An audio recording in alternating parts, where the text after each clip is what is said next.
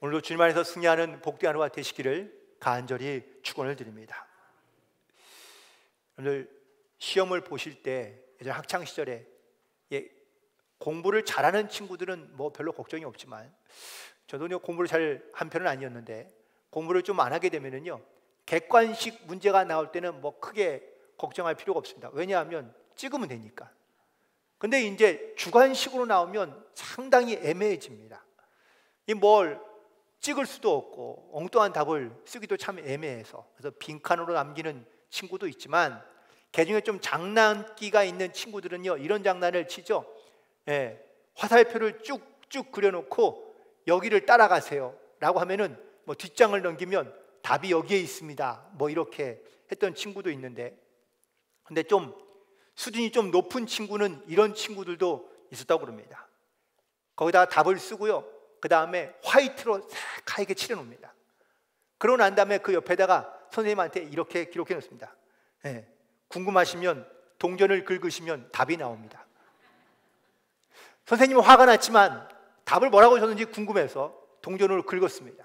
그랬더니 거기에 뭐라고 쓰여 있을까요? 꽝, 다음 기회에 라고 이렇게 써 놓은 겁니다. 사실 어떠한 문제의 해답을 찾기 위해서 우리는 많은 노력을 하지만 사실 우리는 그 문제의 해답을 찾지 못할 때가 있을 수 있죠. 우리가 다양한 변화 혹은 또 다변화된 어떤 시대 가운데 살아가면서 여러 가지 많은 갈등들을 우리가 겪으며 살아가는 경우들이 있습니다. 예전에는 뭐 군사 독재 아니면 민주주의 이런 어떤 분명한 명분이 있어서 사실 그 명분을 가지고 우리가 어떤 이런 좀 갈등을 해결하거나 혹은 또 그 갈등 앞에 우리가 좀 나섰었던 그러한 기억이 있는데 사실 요즘은 그렇게 명분이 별로 없습니다. 가만히 보면 그냥 집단 이익 아니면 개인의 어떤 이러한 이익을 위해서 이 갈등의 문제들을 만들어 가거나 아니면 그 갈등의 문제들이 여전히 해소되지 않는 모습들을 많이 볼 수 있습니다. 언제부터 우리나라가 이렇게 좀 달라지고 있는 것이죠. 그런데 이런 일들이 그냥 우리나라에만 속한 일이냐? 아닙니다. 교회에도 있고 혹은 가정에도 있을 수 있습니다. 특별히 저희들이 지금 많은 뉴스의 매체를 통해서 듣고 보고 있는 이런 민족과 혹은 또 부족 간의 이런 갈등의 문제들이 여전히 해소되지 않고 있는 모습을 볼 수 있는데요. 이 갈등을 해결하는 방법은 과연 뭐가 있을까요? 쉽게 생각하면 이 갈등을 그냥 맞서지 않고 피해버리는 겁니다. 아니면 이 갈등에 맞서서 누가 내 죽을 때까지 싸워서 이기는 것이죠. 아니면 지거나. 그런데 이렇다고 사실은 갈등의 문제가 해결되나요?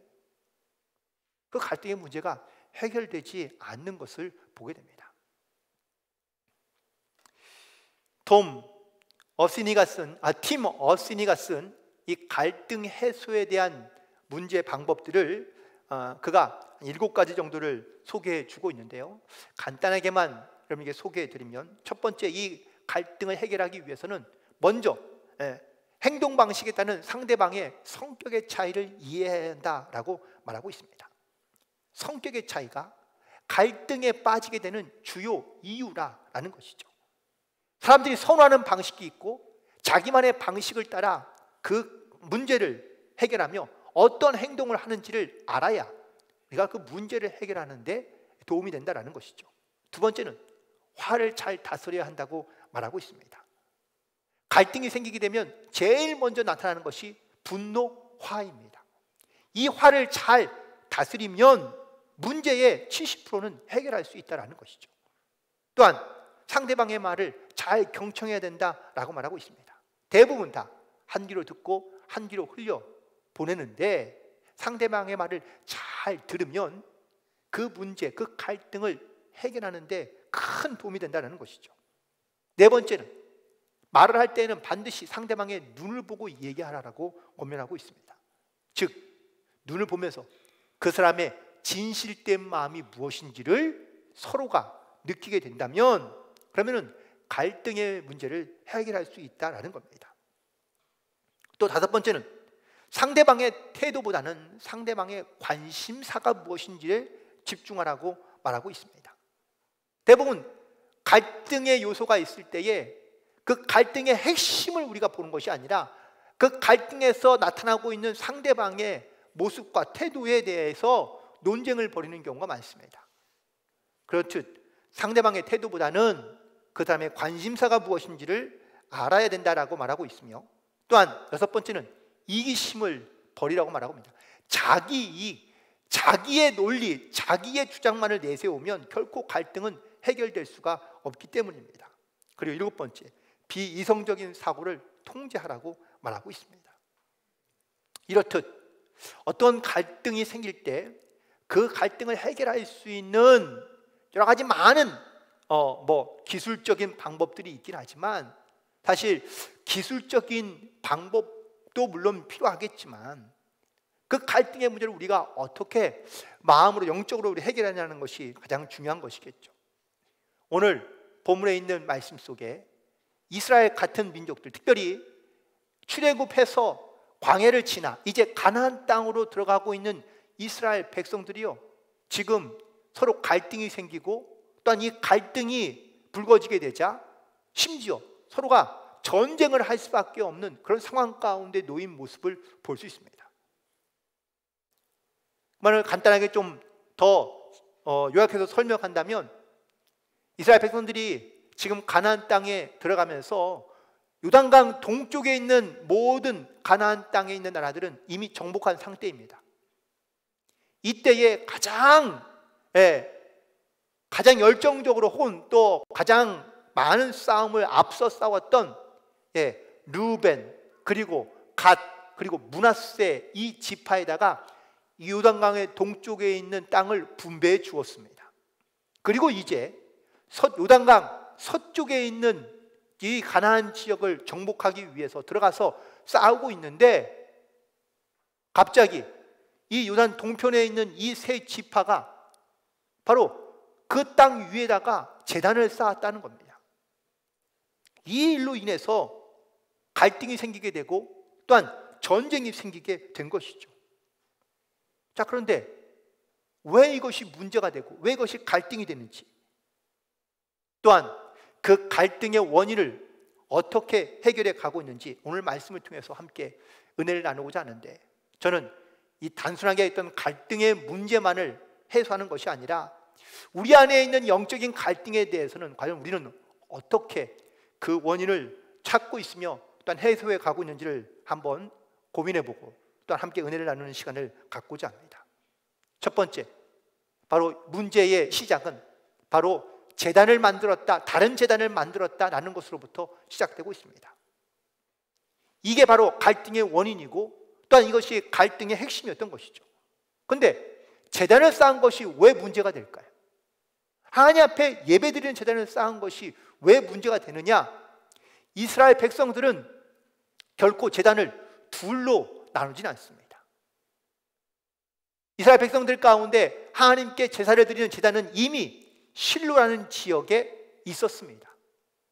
그런데 이 실로라는 제단 말고 또 다른 제단을 세운 겁니다. 이게 무엇을 의미하냐?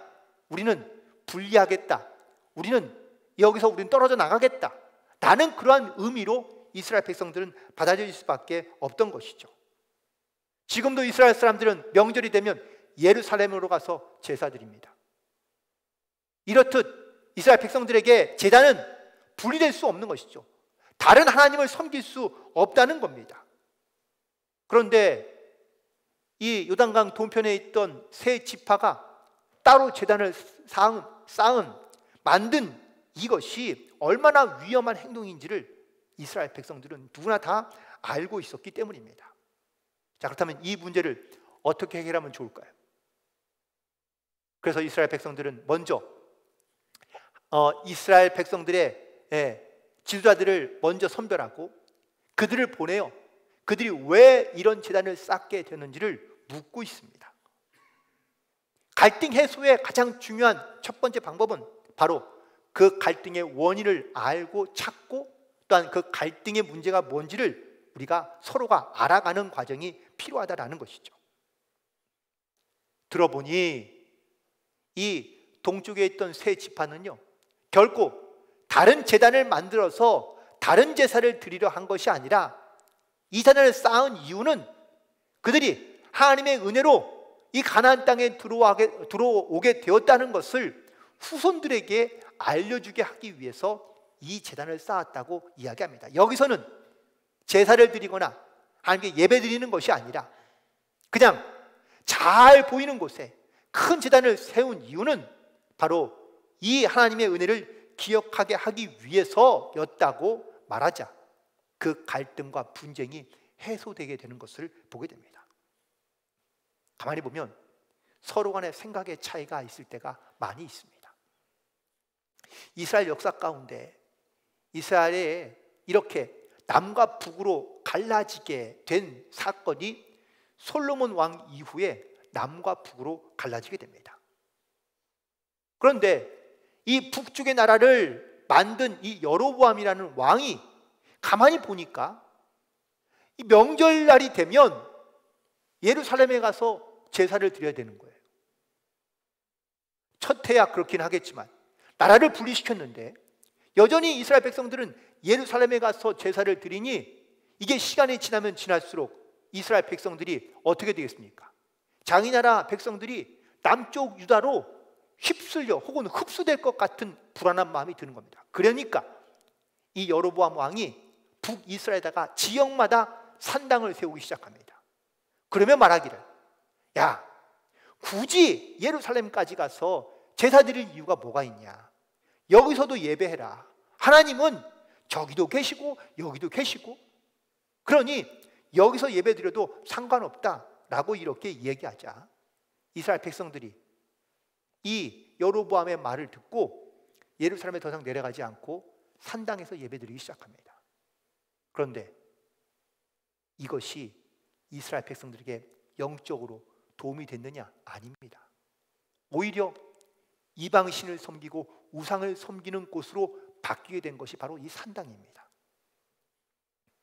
코로나 시대가 되면서 정말 모여서 예배할 수 없는 그러한 상황이 되니까, 그래서 정말 예배를 사모하긴 하지만 모일 수 없는 안타까움 가운데 놓이게 되자 우리가 영상으로 예배드리도 괜찮고 또한 각자의 처소에서 예배드려도 된다는 말씀들을 드렸죠.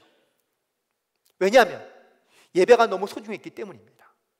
그런데 코로나가 지나고 난 다음에도 많은 사람들이 여전히 같은 마음인 것 같습니다. 아니 어디서나 예배 드려도 되고 혹은 또 집에서 예배 드려도 되지 않느냐라고 물으십니다. 틀린 말은 아닙니다. 그런데 정말 우리가 얼마나 예배하는 사모하는 마음을 가지고 예배를 드리냐라는 이 예배자의 자세가 더 중요한 거겠죠. 어디서 예배를 드릴 수 있지만 정말 내가 예배 드릴 수 없는 상황 가운데 정말 하나님을 사모하는 마음을 가지고 그 자리에서 예배를 드린다면 상관없을 것 같습니다. 하지만 아무 곳에서나 혹은 또 내가 드리고 싶을 때 내가 원할 때 예배 드리는 것이 이것이 과연 온전한 예배일까? 진정한 예배의 우선순위가 과연 하나님인지 아니면 나인지 아니면 상황인지 우리는 반드시 돌이켜 봐야 될 줄로 믿습니다. 이 영적인 고민과 갈등 가운데 놓여 있는 분이라면 이 영적인 갈등, 고민을 반드시 해소하고 또한 결단할 수 있는 그런 은혜가 있게 되기를 간절히 소망합니다. 두 번째 갈등의 문제 보면은 과거의 상처 때문에 여전히 불안함을 갖고 있는 그 불안감 때문이었다고 말할 수 있습니다. 오늘 말씀 17절에 보니까 부올의 죄악을 기억하라고 말하고 있습니다. 이 부올의 죄악은 민수기 25장에 등장하고 있는 이야기인데요, 이스라엘 백성들이 광야에 있을 때 모압 땅에 잠깐 거주했을 때가 있습니다.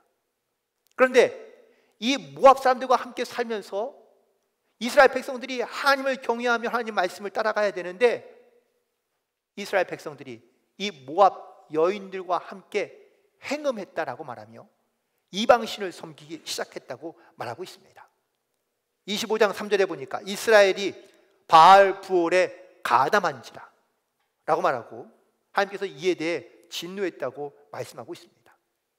결국 이 사건으로 인해 하나님께서 이 부올이라는 지역에 하나님께서 전염병을 내리시고요, 이 전염병으로 말미암아 이스라엘 백성들을 포함해서 모압 사람들이 24,000명이 죽게 됩니다.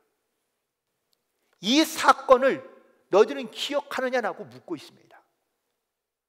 제단을 쌓고 제단을 통해 하나님께 예배드리는 건 좋지만 이것이 우상을 섬기는 제단이 되거나 혹은 또 우상을 섬기는 일이 될까 봐 두려웠던 것이죠. 심지어 오늘 17절의 본문에 있는 말씀 가운데 이런 말씀이 있습니다.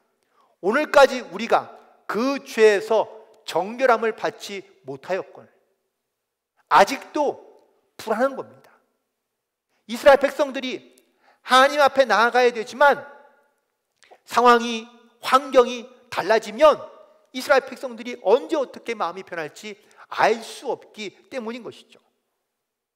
그걸 너무나 잘 알고 있기 때문에 여전히 우리는 그 죄로부터 아직은 깨끗하게 되지 못했다고, 여전히 이방신을 섬기는 마음, 우상을 섬기는 마음들이 언제든지 생길 수 있다는 것을 강조하고 있는 겁니다.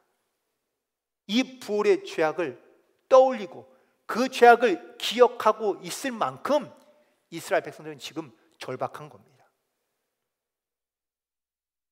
그렇다면 이 문제를 해결하기 위해서는 어떻게 하면 좋을까요? 과거의 죄를 혹은 과거의 실수를 반복하지 말아야 한다는 것을 말하고 있는 겁니다. 한두 번의 실수는 우리가 이해가 되지만 반복된 실수는요, 이거는 습관이 되고 그거는 벗어날 수 없는 죄악이 되는 것이죠. 그리고 과거의 죄를 깨끗하게 정결하게 하지 않고 그냥 두리뭉실하게 그냥 이렇게 똑같이 반복된 죄를 지을 수도 있다고 생각한다면 우리는 그 죄로부터 자유로울 수가 없다라는 겁니다. 즉 과거로 다시 돌아가지 않는 그러한 결단이 필요하다는 것을 말씀하고 있는 것이죠. 여호수아를 지나고 나면 사사기가 등장합니다. 이 사사기 시대의 특징은요, 지도자가 없는 시대입니다. 여호수아가 죽고 나자 이스라엘 백성들 가운데 지도자가 없습니다. 세우지 않습니다. 그러니 어떻게 될까요? 다 각자 자기 소견에 오른 대로 살기 시작하는 겁니다. 내가 하고 싶은 대로, 내 마음대로, 내 생각대로, 그래서 살아가는 거죠. 그런데 이 자기의 소견대로 옳게 살아가는 사람들의 특징은 하나님을 인정하지 않는 겁니다. 그러다가 위기가 찾아오자 그제서야 다시 하나님을 찾습니다. 왜? 필요하니까. 그런데 하나님의 도우심으로 다시 평화를 얻고 나면 어떻게 될까요? 다시 자기 소견에 오른 대로 살아가는 겁니다. 이게 사사기 시대에만 이런 게 아니라 지금 우리의 시대, 우리의 모습이라고 말할 수 있습니다. 만약에 누군가 나에게 무엇을 질문한다면 그 질문에 내가 답할 능력이 있고 확신이 있다면 우리는 분명하게 얘기합니다. 그리고 내가 옳다고 말할 수 있습니다. 그런데 내가 과연 항상 옳을까? 내가 내 소견에 옳은 대로 행하며 내가 알고 있는 지식과 경험을 가지고 말하지만 내가 과연 항상 옳다고 말할 수 있을까? 이렇게 말할 수는 없겠죠. 많은 사람들이 다른 사람을 인정하기까지는요, 몇 가지의 조건이 필요하다고 합니다. 첫 번째, 그 사람이 나보다 탁월하거나 전문적인 지식이 있으면 그러면 내가 인정해 줄 수 있습니다. 두 번째, 나는 인정하고 싶지 않지만 다른 사람들이 다 인정해 주면 역시 나도 다른 사람에 따라 인정할 수밖에 없게 될 수밖에 없겠죠. 세 번째 사람은 너무나 강력한 확신을 갖고 있는 사람. 이런 사람은 또 인정해 줄 수밖에 없다는 겁니다. 과연 나는 내 삶에 대해, 내 지식에 대해, 내 경험에 대해 혹은 내가 알고 있는 믿음에 대해 얼마나 확신을 가지고 말씀하고 혹은 또 증거하고 있습니까? 나는 결코 틀리지 않거나 실수하지 않고 나는 절대 변하지 않는다 라고 말할 분 계십니까? 아무도 없습니다.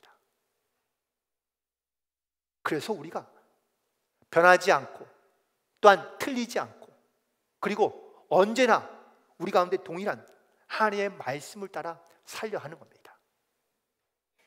나는 옳을 수도 있지만 나는 틀릴 수도 있습니다. 하지만 하나님은 실수하지 않으시고 하나님은 늘 언제나 동일하신 하나님이신 줄로 믿습니다. 우리는 그래서 비록 우리 가운데 과거에 어떤 부족한 부분이 있고 실수도 있지만 그 모든 죄를 우리가 내려놓고 그리고 하나님을 의지하며 나아가게 될 때 우리 가운데 하나님의 살아계시며 또한 하나님의 분명하고 확실한 말씀 위에 굳게 서 하나님의 말씀과 하나님의 뜻을 이 땅 가운데 증거하며 나아갈 수 있는 그런 저와 여러분이 되기를 간절히 소망하며 축복합니다.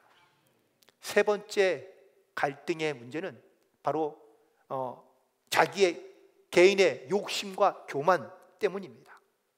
특별히 본문에서 아간의 죄를 기억하라고 말하고 있습니다. 이 아간의 죄는 뭡니까? 여호수아 7장에 보면 여리고성 전투 때 하나님께서 분명히 명령하셨습니다. 아무것도 취하지 말라.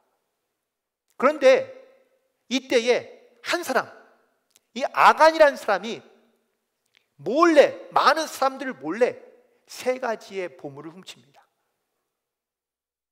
그리고 자기 땅에 집에 묻어놓은 것이죠. 그런데 이 사실이 드러나게 된 것은 이스라엘 백성들이 전투에서 지는 겁니다. 그 원인을 찾아보니 이 아간의 한 사람의 죄 때문에 전쟁에서 지게 된 것을 깨닫게 됩니다. 결국 아간만 죽은 것이 아니라 아간과 함께하고 있는 모든 그 식구들이 다 죽음을 당하게 됩니다. 한 사람의 욕심이 이스라엘 가운데 어떤 피해와 영향을 주게 되었는지를 분명하게 말하고 있는 것이죠. 한 개인의, 한 사람의 욕심으로 인해 수많은 사람이 피해를 당할 수 있다라는 사실을 말하고 있는 겁니다. 그렇다면 이 문제의 해결은 어떻게 하면 좋을까요? 결국 한 사람, 한 영혼이 얼마나 소중하고 귀하느냐라는 것에 대한 말씀입니다. 나는 괜찮겠지, 나는 괜찮아라고 말하는 이 말이 아니라 나조차도 겸손하며 항상 하나님 말씀 가운데 결단하며 순종하며 나아갈 수 있는 이 믿음의 결단이 우리 가운데 있어야 한다는 것을 말하고 있는 겁니다. 특별히 저희들이 11월 첫째 주 추수감사 주이기도 하지만 저희들이 총동원 줄로 함께 지키고자 합니다. 한 영혼에 대한 하나님의 마음을 알고 또한 한 사람이 얼마나 귀중한지를 우리가 깨달아 알며 그리고 우리 모두가 합력하고 하나가 되어 하나님의 영혼을 구원하는 이 일에 맡겨진 사명을 잘 감당할 수 있게 되기를 간절히 소망합니다. 로마서 5장 19절에 한 사람이 순종하지 아니함으로 많은 사람이 죄인 된 것 같이 한 사람이 순종하심으로 많은 사람이 의인이 되었다고 말하고 있는데 이 한 사람의 순종이 얼마나 중요하고 또한 얼마나 우리에게 큰 은혜가 되는지를 말씀하고 있는 것이죠. 결국 우리는 이처럼 어떤 갈등의 문제들을 또한 사람의 관계 속에서 하면 영적인 하나님과의 관계 속에서 우리는 여전히 이 갈등의 문제들을 가지고 있거나 혹은 남겨두고 있다면 우리는 결코 하나님 앞에 온전히 나아갈 수가 없다는 것을 말씀하고 있습니다. 오늘 특별히 본문에서 이스라엘 백성들이 이 갈등의 문제를 어떻게 풀어가고 있는지를 다시 한번 돌이켜보며 그리고 그 갈등의 문제들을 우리가 믿음 안에서 잘 해결하고 그리고 하나님 앞에 온전히 나아갈 수 있게 되기를 간절히 소망합니다. 소크라테스에 대한 이야기로 예화를 드리고 말씀 마치려고 그러는데요. 하루는 이 소크라테스의 친구가 숨을 헐떡거리며 소크라테스를 찾아왔습니다. 그러면서 이렇게 얘기합니다. 이보게 소크라테스, 아니 세상에 이럴 수가 있는가? 방금 내가 밖에서 무슨 소리를 들었는지 당신이 들었다면 정말 깜짝 놀랐을 거야 라고 말하며 이야기를 시작하려고 하는데 소크라테스가 친구를 말립니다. 여보게, 잠깐만. 나한테 그 말을 하기 전에 먼저 3가지로 채를 걸렀는지 확인해 보시게 라고 묻습니다. 그러자 아니 무슨 말을 하는데 뭘 3가지나 걸러야 되나? 라고 이렇게 물어보았더니 소크라테스가 말하기를 첫 번째는 진실의 채로 걸러야 되네. 자네가 하고자 하는 이야기는 사실인가 아니면 들은 소문인가? 라고 묻자 이 친구가 생각해 보니까 사실은 아니고 자기도 누구한테 들은 이야기거든요. 들은 소문일세 라고 말하냐. 그러면은 사실도 아닌 것을 나에게 말하지 말고, 두 번째 채는 그러면은 자기가 말 사실이 아니다 할지라도 당연히 자기가 말하는 말은 이게 선의로 하는 말인가 아니면 남의 헌담이나 부정적인 소문을 말하고자 하는 것인가? 라고 물었습니다. 그러자 고민해 보니까 좋은 이야기는 아닙니다. 그리고 좋은 의도나 좋은 이야기는 아닌 것 같네 라고 얘기하자, 그럼 마지막으로 3번째 채는 그 이야기가 자네와 내 삶 가운데 어떠한 유익이 있는가? 라고 물으니까 친구가 곰곰이 생각해 보니 우리와 아무 상관도 없고 별 의미도 없고 유익도 되지 않네 라고 대답합니다. 그러자 소크라테스가 말하기를 사실도 아니고 진실도 아니고 선한 것도 아니고 또한 자네와 나에게 유익도 되지 않는 것이라면 나에게 말하지 말게. 오히려 내 마음만 더럽힐 뿐이네 라고 얘기했다는 겁니다. 여러분들 혹시 어떤 소리를 듣고 싶으십니까? 내가 좋아하는 소리는 어떤 소리인가요? 반대로 내가 하고 싶은 말은 어떤 말입니까? 우린 주로 다른 사람들에게 어떤 말을 많이 하고 있나요? 가만히 보면 우리가 하는 말은요, 내가 듣고 싶은 소리보다는 내 마음 가운데 무언가를 쏟아놓고 싶은 그러한 어떤 비난과 험담이 사실 우리가 하고 싶은 말 중에 많이 있습니다. 하지만 반대로 우리가 듣고 싶은 말은 다릅니다. 나에 대한 험담과 나에 대한 어떤 이런 비난과 비판보다 우리는 나를 위로해주거나 나를 격려해주고 나를 축복해주는 그런 말을 우리는 더 듣고 싶어 한다는 것이죠. 그렇다면 내가 듣고 싶은 말을 나는 그는 어떻게 들을 수 있을까? 그건 바로 내 입에서 먼저 다른 사람에 대한 축복과 사랑과 위로와의 격려의 말이 나아가면 우리에게도 그런 말을 들을 수 있다라는 사실입니다. 그래서 내 입술과 내 말 가운데 내가 먼저 듣고 싶은 말을 상대방에게 전해주는 것이, 이것이 바로 내가 듣고 싶은 말을 들을 수 있는 비결이기도 합니다. 오늘 본문에서 말씀을 정리하면 이스라엘 백성들 가운데 갈등이 생기기 시작했습니다. 근데 그 갈등의 원인을 가만히 보니까 서로가 사실은 오해하거나 잘못 생각하고 있던 거죠. 그래서 그들의 이야기를 듣고 또한 그들의 말을 통하여 진실을 알게 되자 그 갈등의 문제가 해결되는 것을 보게 됩니다. 또한 그 갈등 속에서 그리 서로가 어떠한 말을 통하여 또한 서로를 어떻게 격려하며 또한 그 서로를 어떻게 이해하는가가 사실 얼마나 중요한지를 다시 한번 깨닫게 됩니다. 특별히 내가 무엇보다 세상과의 어떤 이런 사람과의 갈등의 문제를 해결하는 것도 중요하지만 영적인 갈등의 문제를 어떻게 해결하느냐가 가장 중요한 것 같습니다. 하나님과의 있는 영적인 갈등의 문제. 내가 내 뜻대로 내 소견에 오는 대로 내 생각대로 내 믿음대로 나아가는 것이 아니라 하나님께서 나에게 주시는 말씀 속에서 또한 그 말씀을 따라 내가 믿음으로 순종하며 나아갈 때 정말 주님을 내가 예배하는 이 기쁨과 감동과 감격을 내가 잃어버리지 않고 살아가는 것이, 이것이 바로 우리가 영적으로 주님 앞에 온전한 삶을 살아갈 수 있는 성도들의 모습이 되고 또한 신앙의 고백이 될 줄로 믿습니다. 다시 한번 오늘 예배 가운데 또한 여러분의 모든 심령과 마음 가운데 정말 하나님을 바라보며 하나님을 영적으로 우리가 어떤 문제나 어려움이 있다면 반드시 그 갈등의 문제를 해결하고 주님 앞에 온전한 예배자로서 한 주간도 믿음 안에 승리하며 살아갈 수 있는 성도들이 되시기를 주님의 이름으로 간절히 축원을 드립니다. 기도하시겠습니다. 주님,